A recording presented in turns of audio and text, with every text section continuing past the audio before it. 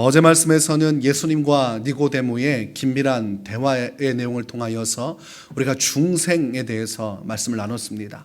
거듭난다는 것은 영적으로 다시 태어나는 것이고, 이 다시 태어난다는 것을 예수님은 물과 성령으로 거듭나는 것이라고 표현해 주셨습니다.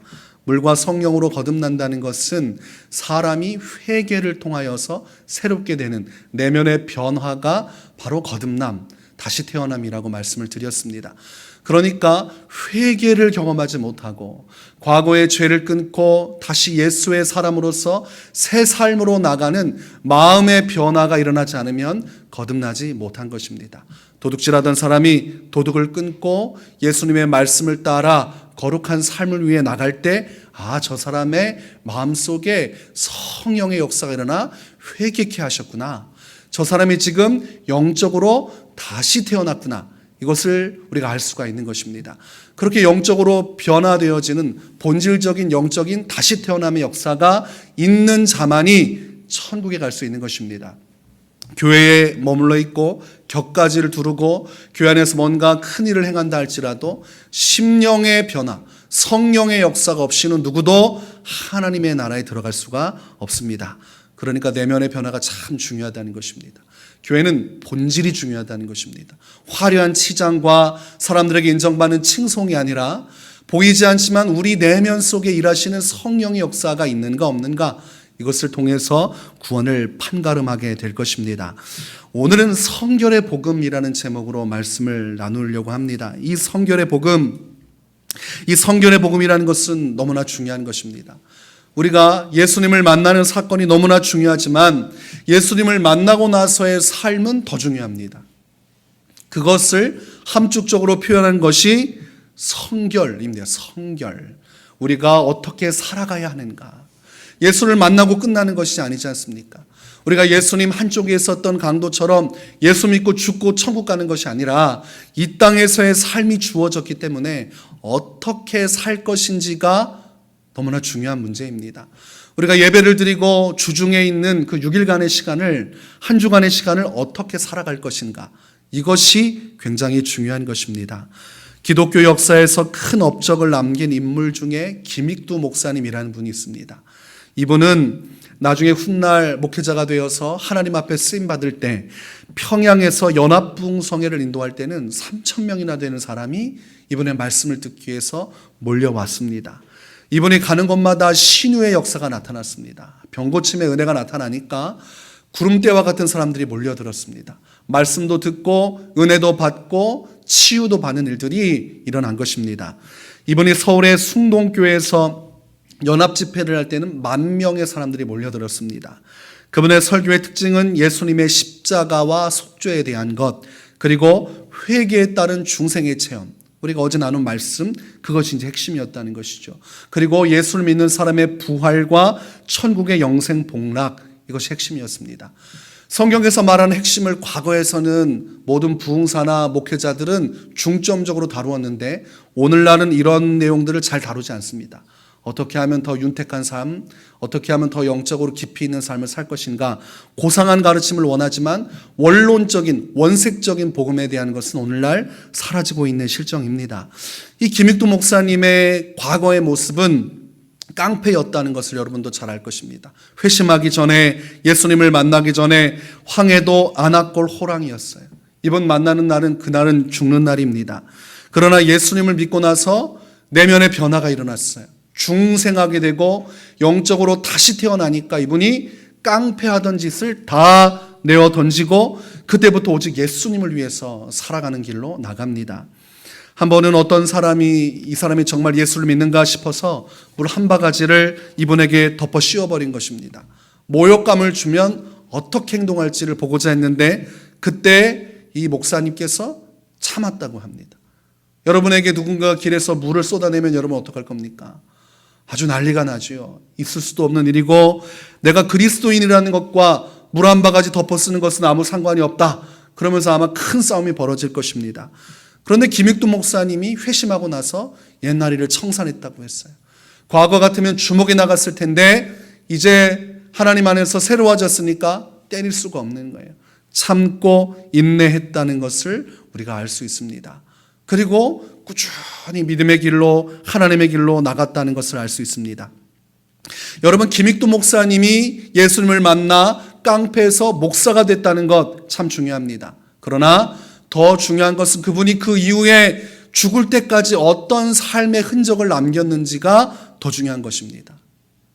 만약 그분이 다시 또 깡패의 길로 돌아갔다면 그분이 만난 중생의 은혜는 아무런 의미가 없는 것입니다. 중생의 은혜를 체험해서 내 안에 성령의 역사가 일어나 하나님의 자녀가 된 이후에 어떻게 살아갔는지를 통해서 한 사람의 인생을 평가하고 그것을 통해 우리가 오늘날 은혜를 받게 되는 것입니다.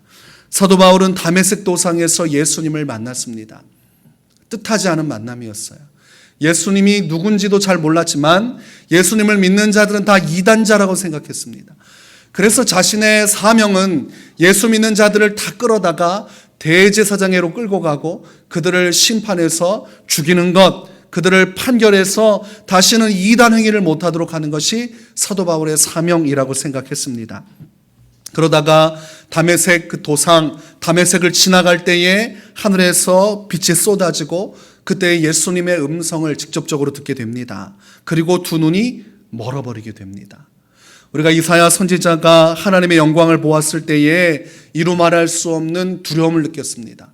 문지방이 흔들리고 하나님의 성전에 연기가 가득하고 그 충만한 주의 영광 속에서 천사들이 거룩하다, 거룩하다, 거룩하다 외치는 그 광경을 보고 감당하지 못해서 화로 더 나여 망하게 되었도다. 이렇게 두려움에 벌벌 떨었습니다. 그 하나님의 영광의 광채가 사도 바울, 한낱 인간의 두 눈으로 쏟아지니까 사도 바울의 두 눈이 견디지 못하고 실명하게 된 것입니다. 그때 그 확실한 그 은혜의 빛을 쏘고 나서 육신 허물어졌지만 사도 바울의 심령도 거듭나고 회개하여서 이전에는 핍박자였지만 하나님 나라의 사도로서 모든 고난을 받으면서도 복음을 위해 마지막까지 자신의 인생을 드렸던 그 삶을 우리는 잘 알고 있습니다. 여러분, 우리가 이 사도 바울이 예수를 만나고 새로워진 이후에 또다시 교회의 핍박자의 자리로 돌아갔다면 그것이 여러분에게 은혜가 되겠습니까? 그리고 그가 다메섹에서 예수님을 만났다는 것이 무슨 의미를 찾을 수 있겠습니까? 과거로 돌아가면 하나님의 부르심을 따라 거룩한 삶의 부름으로 나가지 못하고 다시 뒤로 돌아가 죄악된 길로 돌아간다면 이 성경 말씀의 기록도 되지 않았을 것이고 오늘날 우리에게 소망과 희망을 주는 하나님의 말씀의 전달자로서의 사명도 이루지 못했을 것입니다. 그러나 사도 바울은 끝까지 믿음을 지키고 예수 만난 이후로 어떻게 했어요? 뒤도 돌아보지 않고 핍박자의 것 다 내버리고 자신의 지식과 자신의 명예 다 내버리고 오직 앞만 향하여서 표대를 향해서 예수님을 향해서 꾸준히 나갔습니다. 그래서 결국은 사도로서 사람들에게 환대를 받으면서 교회에서 미움을 받고 교회에 적대지었던 그를 교회가 끌어안아주고 사랑하여 주고 그를 통하여 하나님의 초대교회 역사, 이 불붙는 역사가 끊임없이 일어나게 되는 하나님의 영광의 역사를 이루는 하나님의 위대한 인물로 쓰임받게 되는 것입니다. 그런 사도 바울이 로마서 12장 1절에 이렇게 말했습니다. 그러므로 형제들아, 내가 하나님의 모든 자비하심으로 너희를 권하노니 너희 몸을 하나님이 기뻐하시는 거룩한 산 제물로 드리라. 이는 너희가 드릴 영적 예배니라. 이 말씀은 여러분 너무나 중요한 것입니다. 우리가 예수를 믿고 나서 어떻게 살 것인가? 어떤 중심으로 살 것인가 했더니 너희 몸을 하나님이 기뻐하시는 거룩한 산 제물로 드리라고 말씀합니다. 과거 구약 시대에는 누구를 죽였습니까? 짐승을 죽였어요. 짐승을 죽이고 어린 양을 죽여서 그것에 배를 가르고 피를 쏟아내고 내장을 끄집어내고 각을 떠서 하나님께 온전히 태워드림으로써 한 짐승의 죽음과 희생을 통하여서 우리가 하나님 앞에 설 수 있는 의를 얻었습니다. 이 제사를 통해서 하나님 앞에 용납을 받았고 용서를 받았습니다. 그러나 이제 사도 바울은 뭐라고 해요? 짐승 잡을 것이 아니라 너희 자신을 잡아들여서 너희를 하나님께 제물로 드리라는 겁니다. 나 자신을 칼로 죽이라는 것이 아니에요. 산제사로 드리라. 산재물로 드리라는 것은 살아 움직이며 숨쉬지만 이제 하나님을 위해 죽은 자가 되어서 오직 주님을 위해 살아야 된다, 이렇게 말하고 있는 것입니다. 그것을 성결이라고 표현하는 것이에요. 전에는 죄악대로, 내 뜻대로, 세상의 이치대로, 정욕대로, 무한대 내 뜻대로 살았지만 이제 거룩한 산제사가 되어서 나는 죽고 내 안에 예수만 살아서 내가 이제 하나님의 뜻을 받들어서 거룩한 삶을 살아가는 것, 거룩한 삶을 유지하는 것, 그게 성결입니다. 저희 교단이 기독교 대한 성결교회예요. 성결이라는 것을 우리 교단은 가장 중요시합니다. 그것이 무엇이냐면 예수 믿은 다음에 거룩하게 사는 것이 중요하다는 것을 강조하는 것입니다. 여러분, 예수님을 믿고 중생하였지만 세상으로 돌아가 타락하는 사람이 있습니까? 없습니까? 있습니다. 있어요. 아마 여러분 주변에도 있을 것입니다. 예수님을 잘 믿고 뜨겁게 신앙생활했다가 어느 날 보니까 교회도 안 가고 어느 날 보니까 세상적으로 다시 되돌아가서 이전 삶보다 더 못한 행동을 하는 사람들이 분명히 있습니다.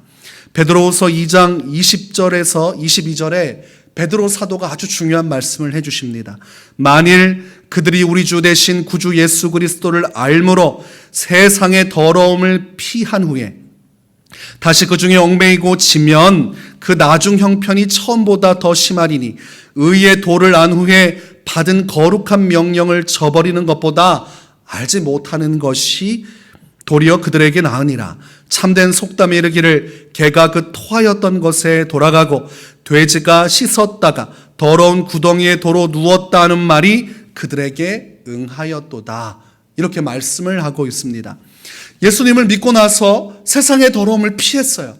그런데 어느 날 또다시 흔들리기 시작하는 것이, 세상의 것이 또 좋아 보이는 거예요. 내가 굳이 이렇게까지 고생하면서 예수 믿을 필요가 있나?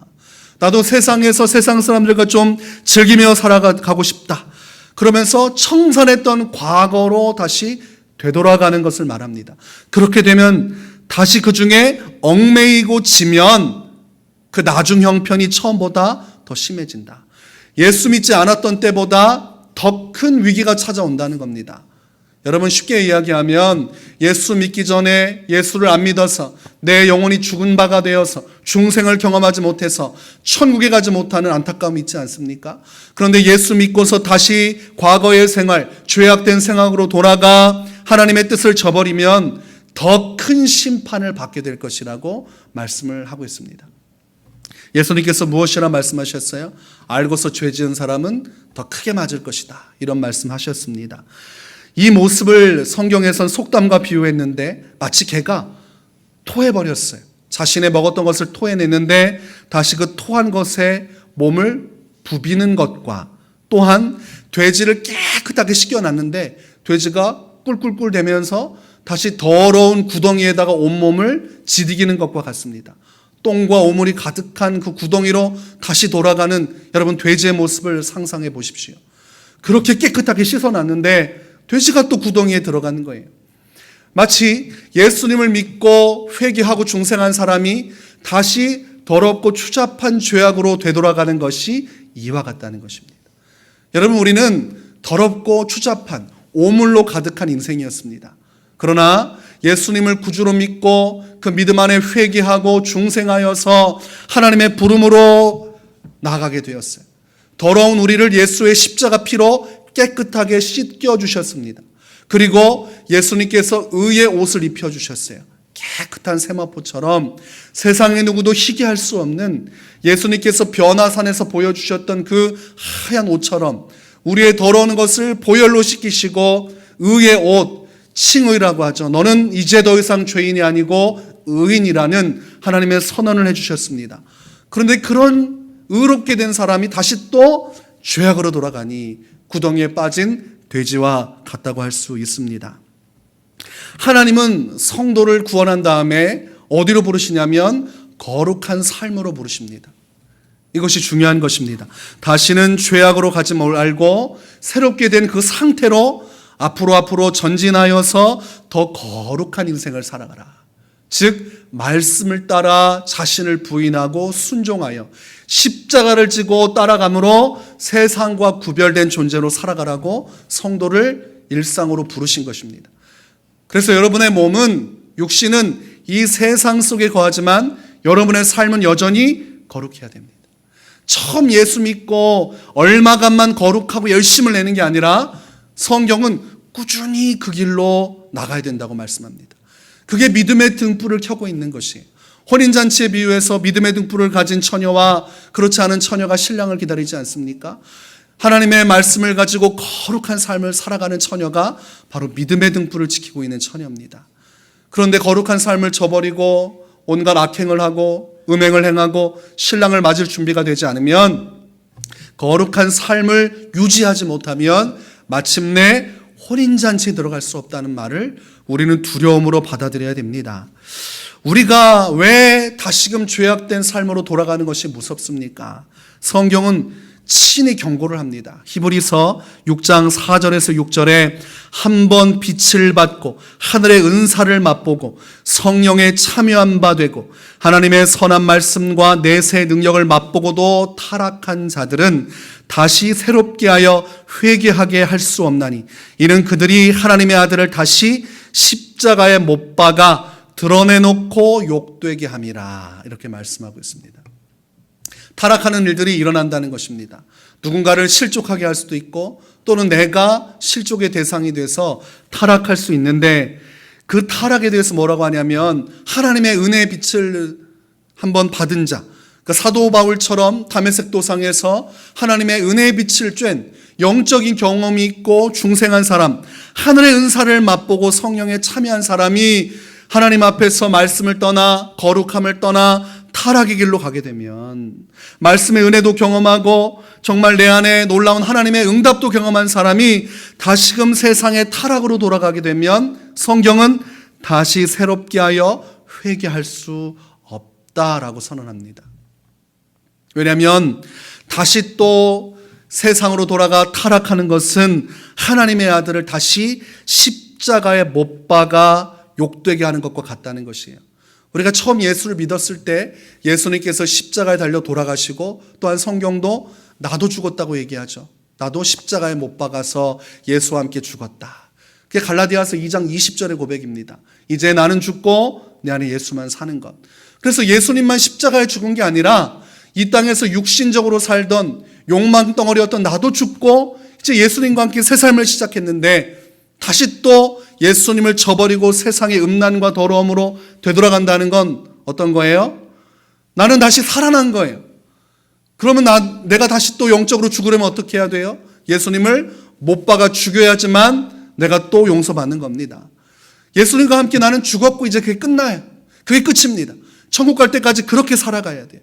내가 다시 살아나 하나님 앞에 범죄의 길로, 하나님께서 원치 않는 불순종의 길로 가기 시작하면 결국 예수님을 십자가에서 끌어내리는 것과 같다. 그 십자가의 은혜를 헛되게 하는 행위다, 이렇게 표현을 합니다. 그래서 성도는 뒤를 돌아보면 안 됩니다. 과거 내가 예수 믿기 전에 또는 하나님 앞에서 범죄했던 그 시절을 떠올리면 안 됩니다.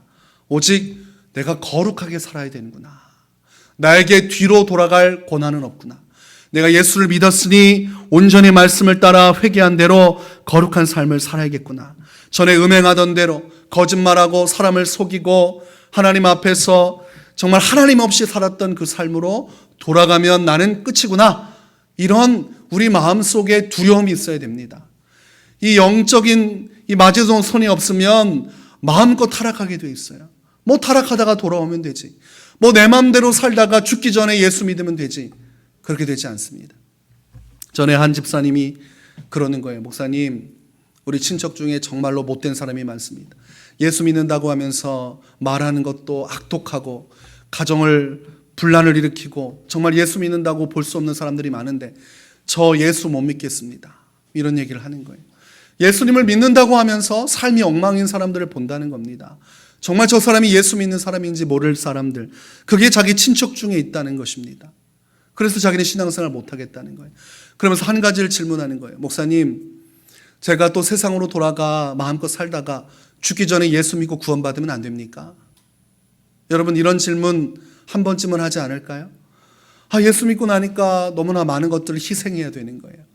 너무나 많은 것들을 타협하지 않고 말씀대로 살려니까 골머리가 아픈 거예요. 그러니까 예수를 좀 내려놨다가 세상 사람들과 잘 사다가 죽기 전에 예수 믿고 구원받으면 되지 않겠냐 이겁니다. 그런데 오늘 이 말씀들을 통해서 우리가 답을 얻게 되죠. 타락하는 것, 다시 옛생활로 돌아가는 것을 주님은 분노하십니다. 그것을 용납해 주지 않으십니다. 그것은 예수님을 십자가에서 끌어내리는, 예수님을 욕되게 하는 행위다. 하나님의 은혜를 저버리고 그분에게 모욕을 준 행위라고 성경은 규정을 하고 있습니다. 그래서 그런 유혹이 올 때마다 사단이 여러분에게 죄 지어도 돼, 세상적으로 똑같이 세상 사람들과 살아가, 거짓말도 하고 부정부패도 저지르고 뇌물도 좀 받고 그리고 음행도 하고 불륜도 저지르고 뭐 나중에 회개하고 돌아가면 되지 라고 사탄이 속삭이지만, 그런 일들을 선택하는 사람들, 너무나 쉽게 죄를 짓는 사람들은 내가 지금 예수님을 십자가에서 끌어내리고 있다는 사실을 알아야 됩니다. 이런 영적인 하나님의 판단과 기준을 내쳐버리고 내 좋을 대로 신앙생활하면 신앙이 곤두박질 치게 돼 있고 타락하여 다시는 회개하지 못하는 대참사가 벌어지게 되는 것입니다. 여러분, 우리가 어떻게 살아야 됩니까? 에베소서 4장 13절에서 15절은 이렇게 말합니다. 우리가 다 하나님의 아들을 믿는 것과 아는 일에 하나가 되어 온전한 사람을 이루어, 거룩한 삶을 말하는 것입니다. 온전한 삶을 이루어 그리스도의 장성한 분량이 충만한 데까지 이르리니, 이는 우리가 이제부터 어린아이가 되지 아니하여 사람의 속임수와 간사한 유혹에 빠져 온갖 교훈의 풍조에 밀려 요동하지 않게 하려 함이라. 오직 사랑 안에서 참된 것을 하여 범사에 그에게까지 자랄지라. 그는 머리니 곧 그리스도라. 성도는 거룩한 삶을, 온전한 삶을 추구해야 하고 그 목적지는 예수님입니다. 예수님을 닮아가는 것까지 이르는 것, 그것이 우리에게 주신 이 땅에서의 삶의 궁극적인 목표가 되는 것입니다. 그런데 사단이 어떻게 해요? 사람의 속임수로, 간사한 유혹으로, 온갖 교훈의 풍조로 성도들을 흔들어 놓는다는 거예요. 그렇게 살 필요 없어. 그렇게 딱딱하게 살 필요 없어. 그렇게 고통받으면서 죄악하고 구별돼서 살려고 할 필요 없어. 적당히 타협하며 살아라. 속이고 유혹하고 잘못된 교훈을 성도들에게 계속 심어준다는 겁니다. 그래서 무엇을 붕괴시켜요? 거룩한 삶을 살지 못하도록 흔듭니다. 말씀을 따라 살지 못하도록 흔듭니다. 그러나 오늘 본문에서는 분명하게 선언합니다. 모든 사람과 더불어 화평함과 거룩함을 따르라. 이것이 없이는 아무도 주를 보지 못하리라. 거룩함을 상실한 사람은 주님을 만날 수 없다. 이 땅에서 예수 믿는다고 하면서 부름받은 중생한 성도가 거룩함을 상실하고 전과 같이 죄악의 길로 들어가서 세상 사람들과 구별되지 않는 삶을 사는 순간 내 마음에는 어떤 기쁨이 있을지 모릅니다. 신앙생활 이렇게 하는 거지. 그러나 그날부터 하나님과 영적인 교제는 끊어진다는 것입니다. 오늘날 성도들이 뭘 원합니까? 세상적으로도 좀 자유롭게 신앙생활 하면서 하나님의 은혜도 받으려고 그럽니다.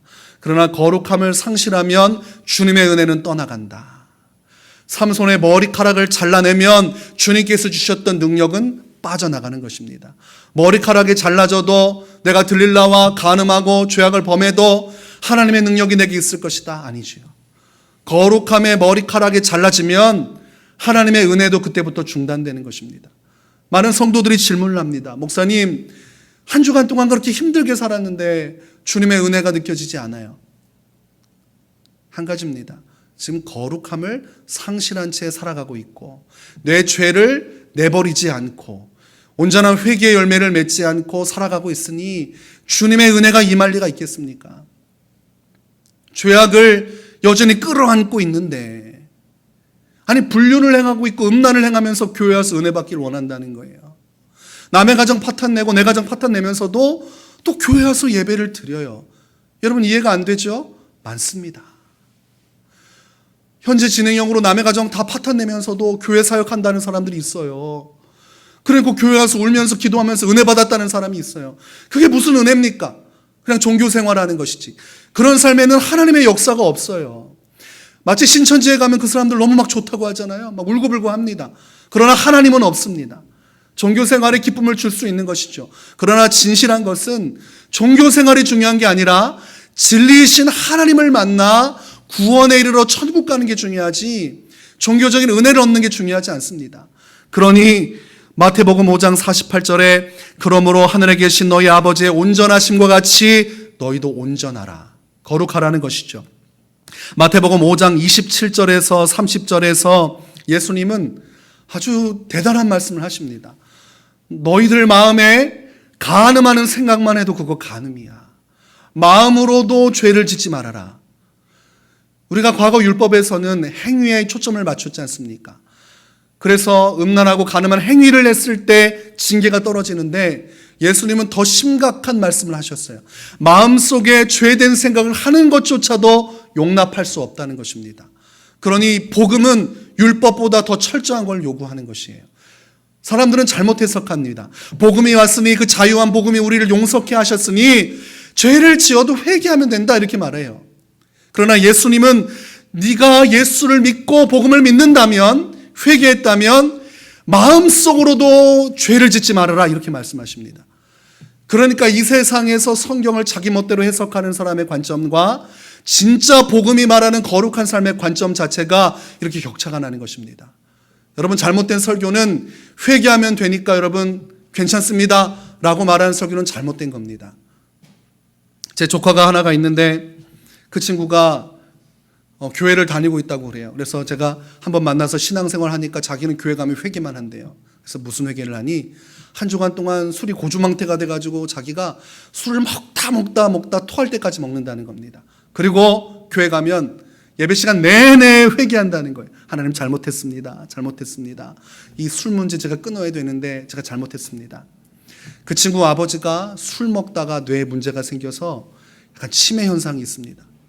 아버지를 보면서 상처받고 자랐는데 똑같은 행동을 하고 있는 거예요. 그러면서 예수는 믿는다고 하니까 양심은 걸리니까 매일 회개만 한다는 겁니다. 그런데 그랬어요. 너 그거 회개 아니다. 돌이켜야 회개지. 너 그냥 죄책감 덜려고 입으로 고백하고 있는 거야. 회개는 그 죄에서 돌아서는 거야. 그렇지 않습니까? 구덩이에 들어가서 온몸을 더럽히면서 잘못했습니다. 아니죠. 구덩이에서 뛰어나와야죠. 그리고 씻어내고 다시는 구덩이에 들어가지 말아야죠. 아니 그렇게 한 주간 그렇게 살면서 입으로만 회개합니다. 거룩한 삶에 대한 부름을 깨닫지 못한 거예요. 그 정도 살아도 괜찮지라고 생각하는 겁니다. 그러나 주님의 기준은 그게 아니에요. 만약 내 오른 눈이 너를 죄를 짓게 하면 오른 눈을 뽑아버려라. 어떻게 이런 말씀을 하실 수가 있습니까? 끔찍하게. 그러나 예수님이 죄를 대하는 태도를 분명하게 규정해 준 거예요. 너의 육체가 죄를 짓게 한다면 그로 인해서 너가 타락하게 되고 다시금 옛생활로 돌아가게 만든다면 차라리 그 육신의 눈을 뽑아버리고 너의 거룩함을 유지한 채 하나님의 나라 들어가는 것이 낫다. 만약 내 오른손이 죄를 짓게 만들면 찍어내버려라. 차라리 오른팔이 없는 채 천국에 들어가는 것이 낫다. 이것이 하나님께서 우리에게 말씀하신 거룩함의 기준입니다. 그런데 이 기준을 잘 설교하지 않습니다. 왜냐하면 싫어하거든요. 싫어해요. 그냥 내가 살던 대로 살고 싶어 합니다. 우리가 TV 매체를 보면 아주 집을 엉망으로 꾸미는 사람들이 있잖아요. 온갖 쓰레기 더미를 다 놓고 맨날 밖에 나가면 바구니에다가 쓰레기 더미 가져와서 집에다 쌓아놓는 분들이 있습니다. 정신적으로 문제가 있는 분들이에요. 그러면 사회적인 봉사를 하는 단체가 와서 그거 청소해 준다고 합니다. 그런데 어떻게 해요? 완강하게 거부해요. 이거는 안 된다는 거예요. 그냥 그렇게 사는 게 편하고 그렇게 집에 잔뜩 물건들이 있으면 그 안에서 마음에 쉼을 얻는 겁니다. 그런데 그렇게 살면 됩니까? 안 됩니까? 더러운 악취가 나고 온몸에 부스러기가 나고 그리고 정상적이지 않은 상태가 되지 않습니까? 그러면 그것들을 다 끄집어내는 관계를 해야 돼요. 끄집어내는 때 막 오물 냄새가 나고 바퀴벌레가 튀어나오겠지만 그래도 끄집어내야 청소해야 깨끗해지잖아요. 죄악도 마찬가지. 한번 죄악으로 빠지고 세상으로 빠지면 그 죄 드러내기가 싫은 거예요. 음행하는 사람들, 음행하면서 적당히 신앙생활하는 거 좋은데 그 음행을 끊어내버리라고 막 눈물이 나는 거예요. 아무것도 아닌 더러운 죄를 지으면서도 자기에게는 이게 인생에서 너무 중요하거든요. 내 가정을 깨더라도 그 사람 만나는 게 좋다 이거예요. 그러면서 신앙생활 하겠다는 거예요. 고린도전서 9장 27절에 사도 바울이 이런 말을 합니다. 내가 내 몸을 쳐 복종하게 함은 내가 남에게 전파한 후에 자신이 도리어 버림을 당할까 두려워함이로다. 사도 바울도 두려워하는 것이 한 가지가 있습니다. 혹시라도 복음을 전하다가 내가 변질될까 두려워합니다. 다른 사람을 자꾸 이제 복음으로 세워놓으면 만족감이 오죠. 아, 내가 주께 쓰임 받는구나. 그러면서 자신의 영혼에 대해서는 되돌아보지 못하여서 그러다가 하나둘씩 죄를 탐닉하고 하나님 앞에 혹시라도 교만하여져서 내 심령이 변질되어져 다시 또 옛생활, 내가 누군데 다시 사도 바울 예수 만나기 전의 모습으로 되돌아가 하나님 앞에 잘못된 길로 갈까봐 항상 자신의 영혼을 돌아보는 거예요. 내가 거룩하게 살고 있는지, 내가 예수님 중심으로 살고 있는지, 내가 죄악에 매여서 지금 잘못된 길로 가고 있는 건 아닌지 자기 스스로 계속해서 점검해서 거룩한 삶에 설 수 있도록 노력하고 있다는 말을 하고 있는 것입니다. 그래서 여러분, 예수님을 만나고 중생한 이후에 거룩한 삶의 명령이 너무나 중요한 것입니다. 그래서 스스로에게 물어봐야 됩니다. 나는 지금 거룩하게 살고 있는가? 나는 지금 성결한 삶을 살고 있는가? 용두삼이라고 합니다. 머리는 아주 요란한데 끝은 보잘것없는 걸 말해요. 처음 예수 만나서 내 영혼이 중생하고 기쁘고 찬송하고 막 전도하고 좋죠. 그러면 그렇게 평생 정말 말씀 안에서 거룩함을 살기 위해 나가야 되는데 다시 세상으로 돌아가서 예배 생활, 기도 생활 다 하나씩 내려놓고 세상 사람들과 어울리면서 지내는 거 좋아하고 그러면서 부정부패를 저지르고 온갖 악행을 한다는 것입니다. 오늘날 제가 사회생활을 보면서 정의가 상실된 모습을 많이 봅니다. 정치적인 것에도 마찬가지고 정말 잘못된 판결을 내리거나 잘못된 뇌물을 받는 뒷돈을 받는 사업가들부터 해서 정말 사업뿐만이 아니라 물건을 파는 사람들이 양심을 벗어던지고 먹지 못할 물건을 유통하기도 하고 세상의 부조리한 모습을 많이 봅니다. 그런데 이해가 되지 않는 거예요. 그리스도인들이 그렇게 많은데 어떻게 이런 일들이 버젓이 자행이 될까? 정말 그리스도인 판사라면 아무리 정치적인 견해가 달라도 하나님 앞에서 양심을 가지고 올바른 판결을 내려야 됩니다. 그게 거룩입니다. 그렇지 않습니까? 성경 말씀에는 잘못된 기준을 가지고 사람의 눈치를 보면서 누군가를 억울해하는 판결 내리지 말라고 주님이 말씀하셨어요. 그러면 예수 믿고 거듭난 사람은 어떤 경우에도 판사로서 정확한 판결을 내려야 됩니다. 그렇지 않습니까? 그리고 물건을 파는 사람은 성경 말씀에 속이는 저울추를 쓰지 말라고 했어요. 요거 올리면 더 비싸게 돈 받을 수 있도록 저울추를 조작하지 말고 있는 그대로 물건을 받고 가격을 내게 해라. 그러면 내가 예수 믿는 사람인데 물건을 파는 사람이에요. 음식을 팔든 기구를 팔든 그러면 부당수익을 노리지 말고 정직하게 물건을 팔아야 됩니다. 그렇지 않습니까? 그리스도인들이 각자의 삶에서 성결한 삶을 위해 두렵고 떨림으로 선다면 이 세상은 달라질 것인데 그런 것들을 보기 어렵습니다. 그리스도인이라는 사람들이 와서 사기를 친단 말이에요. 예수 믿는다는 사람들이 와서 사기를 쳐요. 예수 믿는다는 사람들이 뇌물을 받고 그리고 거짓말로 잘못된 일을 저지르고 부정부패 온상에 있고 그리고 하나님께서 원치 않는 일은 다 행하면서 뭐라고 말해요? 예수 믿으니까 뭐 하나님께서 회개하면 용서해 주시겠지.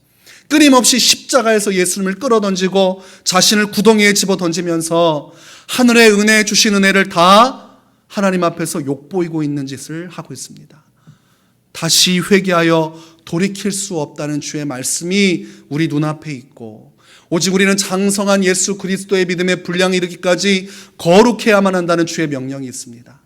여러분, 거룩함을 위하여 우리 눈을 뽑을지라도 내 오른손을 잘라낼지라도 하나님의 말씀대로 여러분 성결한 삶을 추구하시기 바랍니다. 그러한 사람에게 천국의 문이 열리는 것입니다. 아무렇게나 신앙생활해도 천국 가는 것 아닙니다. 과거에는 이런 말씀들을 성도들이 많이 들었어요. 그래서 회개하지 않는 신앙은 쳐주지도 않았습니다. 예수 믿고 뒤집어지고 삶이 변하지 않으면 예수 믿는다고 말도 안 했어요. 근데 오늘날은 교회에 앉아가지고 그냥 입으로 예수 믿는다고 하면 다 믿는다고 하고 할렐루야 말하지만 삶의 변화가 일어나지 않으면 예수 믿는 거 아닙니다. 그리고 예수 믿는다고 해도 거룩한 삶을 유지하지 못하면 직분 주면 안 되는 것입니다. 자기의 영혼도 돌보지 못한 사람에게 무슨 직분을 줍니까? 과거에는 그렇게 성령 충만하고 주를 위해 일생을 드린 헌신된 사람에게 직분을 주고 그런 사람들의 교회를 일으켜 세웠는데 오늘날은 오래 다니면 다 직분을 줘버립니다. 그러니까 문제가 심각한 것입니다. 우리 교회가 세상의 빛과 소금이 되길 바랍니다. 그래서 여러분 스스로가 거룩하게 살겠다. 이런 다짐이 필요해요. 그럴 때 기도가 시작되는 겁니다. 하나님, 내가 이렇게 연약합니다. 이렇게 추악합니다. 다시 옛생활로 돌아가려고 합니다. 다시 구덩이로 들어가려고 합니다.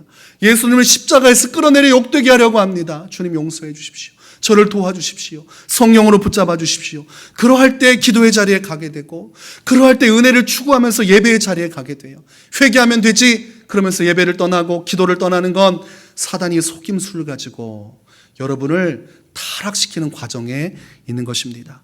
복음을 알되 이 성결의 복음을 잊어버리면 여러분은 결국은 다시 오물덩이에 쌓여서 옛생활로 돌아가게 될 것입니다.